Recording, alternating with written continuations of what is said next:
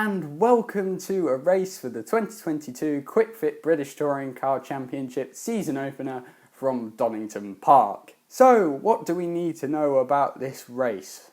Or races, should I say? Yes, that is true. There is 3 British Touring Car races this weekend, as per usual, or what has been usual for the past at least decade. There will be 3 races on Sunday. They've already had 2 practice sessions as of recording, and by the time this video is out, they will also have done qualifying. So, you know what, I'm going to put the top 5 in qualifying somewhere over here, and you can have a look at that, see if you recognise any people from maybe last year's finale video if you watched that, because I'm pretty sure at least one of the top 5 from last year's championship will be in that list there. So, information for this race. Well, let's start with the track. Why not? That's probably the easiest part. Donington Park. We are using the national circuit. That cuts off the Adelaide hairpin at the bottom with the big, I think it's Heineken advert in the middle at the moment. But that bit at the end, that's the track that British GT use. But I think they're pretty much the only ones who use it now. Nobody else really bothers. I don't see the point in the long track. This track is so much better because it finishes with a nice chicane that always causes accidents for no reason. And I can't do it very well. I went through the gravel many times in my Fiesta. But we're not talking about that. We're talking about British Touring Car. So, yes, it's about just under 2 miles in length, I think, and 10-ish corners, but a lot of them are like double, triple apex. It's kind of hard to distinguish which corner's which. Highlight of the track being the craners down into the old hairpin, which I will point out at some point if I'm not fighting all the way through this race. And that's pretty much it. It's a standard British circuit. It's not like Silverstone. There is not a lot of runoff. It's more like everywhere else, like Brands or Snetterton or that. It's grass and then gravel. Grass or gravel, whichever you want. And then wall. Obviously, there's wall. So, on to the cars. For the real life, not this, because I'll get onto that later.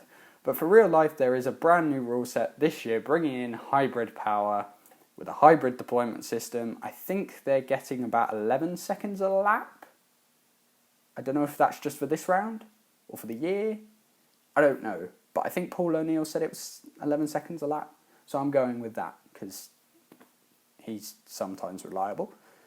So, 11 seconds a lap, and they have got rid of the success ballast system that's been in touring car for ages, as long as I can remember anyway, where they added weight to the car if you won, and then added slightly less if you came second, all the way down to, I think it was 8th last year, had 8 success ballast weight from the race before, or the championship if it was the first race. Obviously, for the first race of the season, nobody had anything because, well, everyone was on 0 points, no one had raced, it was, clean slate.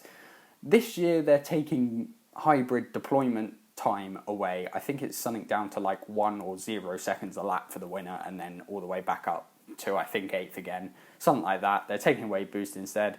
What that means is instead of affecting a car over a whole lap and the way it handles, is now just going to affect its speed when other people decide to deploy their boost. I can't say that I'm a fan of it, but it might be interesting. Obviously, can't say at the moment. We haven't seen it in action in a race, so we won't really know. When the driver deploys their boost, there is a rear light now in the rear side window where the name is in the car, and it's a bright blue light. You cannot miss it. I've seen the clips from practice. It is properly bright. Probably the other drivers behind you can see it, so they can go, well, I'm not going to keep up with him because he's deploying his boost or whatever. Possibly a tactical advantage? Probably not, but oh well. Bright blue light, so if you are watching the race and you see that, that's what it means. It means they're deploying that extra power from the hybrid. I don't know how much extra power it is, and it's too late to look it up now. So, there is a great mix of cars out this year. Again, we have BMWs, we have Fords, we have Hyundais, we have Infinitis, we have Hondas, and we have Cupras, and I think there might even be a Vauxhall in there. I think PowerMax is still running Vauxhall Astros, but I'm not sure on that. But still, great range of cars, front-wheel drive and rear-wheel drive, so we're still going to have that age-old battle of which is better. It's usually rear-wheel drive, or at least in the past, 7 years it has been. So, it's going to be entertaining. There's lots of driver moves, We've still got old drivers and stuff. And of course, must mention, Ash Sutton is going for 3 championships in a row. I don't know. He might be able to do it with Napa and the Ford. Who knows? But with Dan Camish as a teammate, it's definitely not going to be easy because, well, Dan Camish is a championship fighter. He proved that in 2019 with Team Dynamics. So who knows?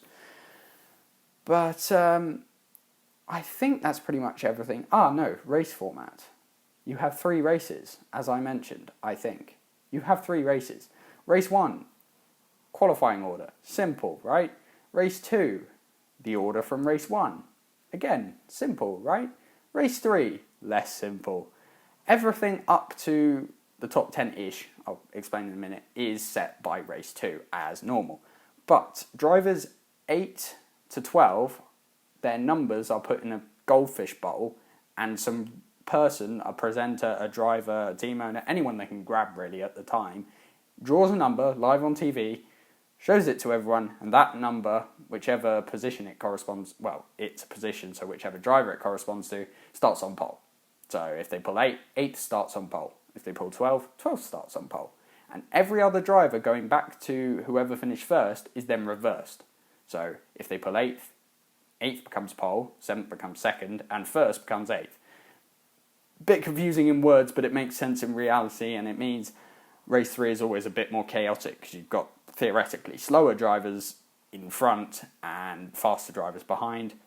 Obviously, if you're finishing in the top 7, you want them to pull 8. You don't end up as far back. If you're starting outside the top 12, you don't really care because it doesn't affect you, but you may want to see chaos, so you probably want 12. And obviously, anyone 8th to 12th wants their number to be pulled because everyone likes to start on pole, except at Browns, because that pole box is horrible. But that's pretty much it. If you would like to watch the racing, and I do recommend it, it is brilliant. All live on ITV4 throughout the day tomorrow. I think coverage usually starts about 9ish, something like that. All the BTCC races obviously covered live, and so are all the support races. I think you've got Porsche Carrera Cup GB, British F4, some Ginettas, and maybe a Mini. I don't know. It might be a mini race.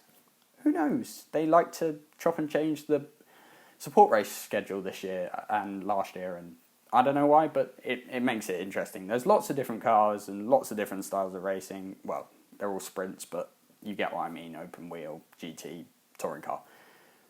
It's going to be a great weekend. It's the first round, so nobody knows what to expect, so everyone's going to throw everything they've got at it because, well, why wouldn't you? For our race, 5 laps, as usual, Donington Park National, in touring cars of sorts, but I will be driving a BMW 320si S2000, which is not last gen without the hybrid, but the car before that, the generation before that. It was the car that took Colin to his first British Touring Car Championship title. I love that car, and I'm driving it in a livery similar to that WSR used in 2007 with the Team RAC car. So yeah, it's going to be entertaining. We're racing Mercedes A-classes and Renault Megane, so rear-wheel drive versus front-wheel drive essentially. And I will give you a heads up, the BMW is quicker, despite being older, a lot older. The other two are pretty much NGTC cars. S2000 should theoretically be slower, but Project Cars decided no. So that's pretty much it. And that chaotic intro was probably almost as chaotic as the racing will be tomorrow, but not quite as chaotic as this race will be, because I cannot drive today. Let's do it!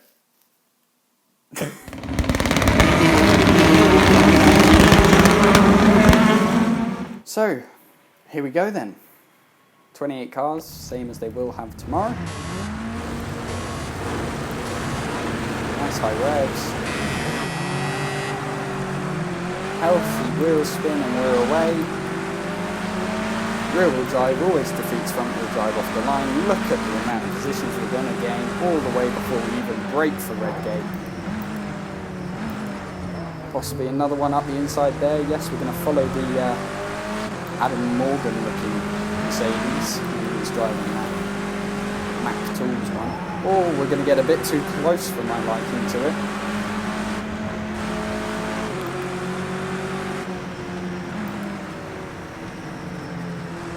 Down into the old hairpin. I'm very nervous into there. I have managed to clear some room there. I'm not sure it was very clean, but we got it done. Another one up the hill.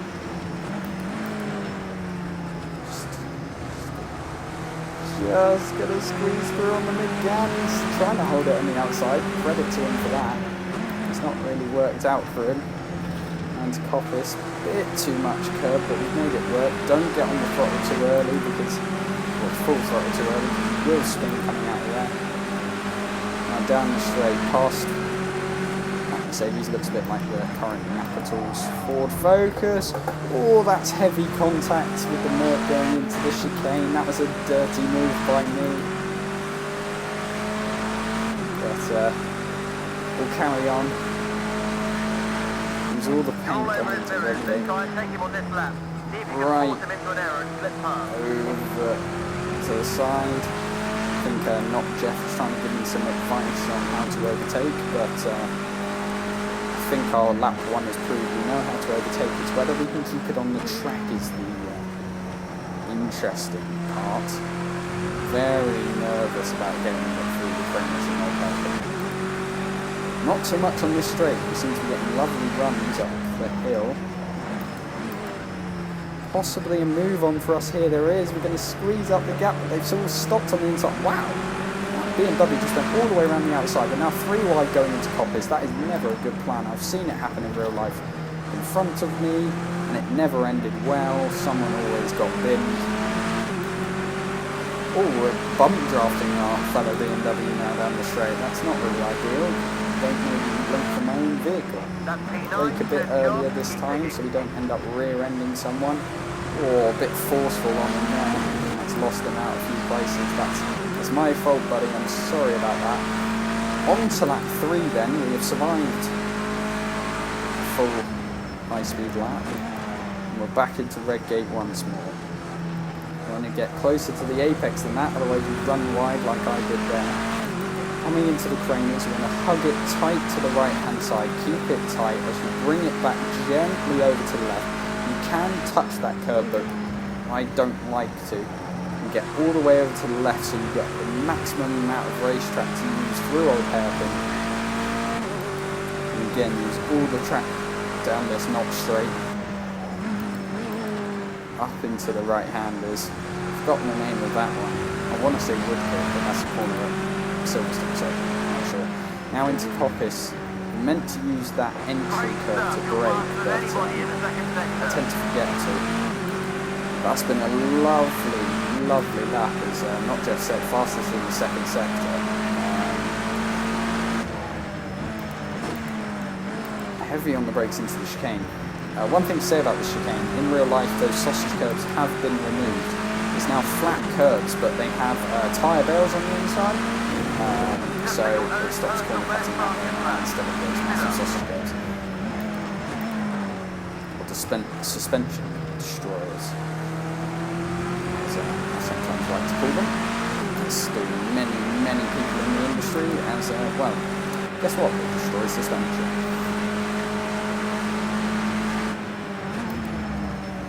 I'm a little disappointed we haven't been able to attempt to move on them again, but that's why, because the car is very twitchy. As you saw there, it's just slightly too wide, a bit too aggressive on the steering, and instantly snapped out of my hands. A bit late on the brakes, so I'm not going to try and make the apex because I think I will spin again. But we got a nice run out. But I brake too early compared to them for Coppice, but I do get a nice exit, so it is whether I can get the run on them. I don't know. They've got slipstream, it's kind of helping them out.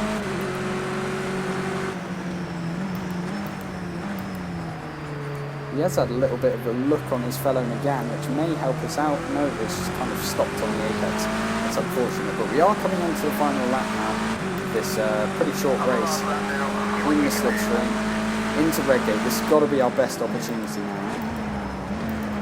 I've locked it up in there and made contact with him. That's a horrible move.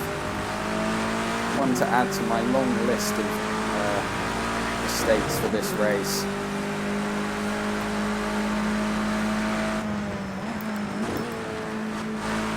Braking nice and early for old hairpin. Using all the exit curb and a bit of the dirt just to make sure.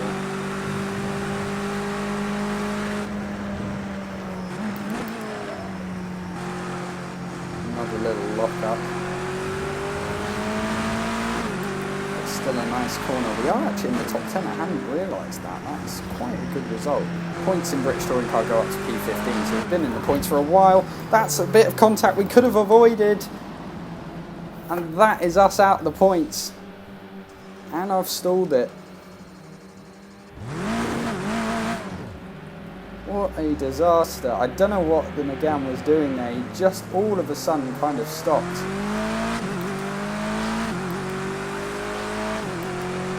I've just realised it's a 29 car field because I added 28 AI. But oh well. Doesn't matter because at the end of the day we're last in any field in the world. What a disaster. I have no idea what that McGann was doing sitting on the outside. He'd obviously, whilst I was talking about points, failed a move going through Coppice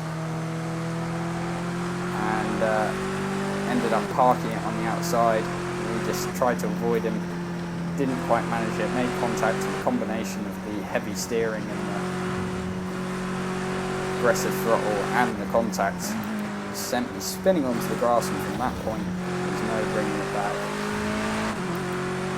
What a disaster. Well, I hope my friends at West Surrey Racing do better than that, because that was an abomination by me. But they know what they're doing and I clearly don't. So that's pretty much it for this video. Again, if you want to watch any of the British Touring Car or its support races, tune into ITV4 tomorrow from about 9. All the action. And, well, let's just hope that, well, I mean, it would be quite interesting to watch a race as chaotic as that, but, probably not if you have an invested interest, as well, pretty much we all do. But yes, thank you very much for watching, and I will see you all next time. Let's try not to run anyone over. Yeah, would you look at that? Ciao.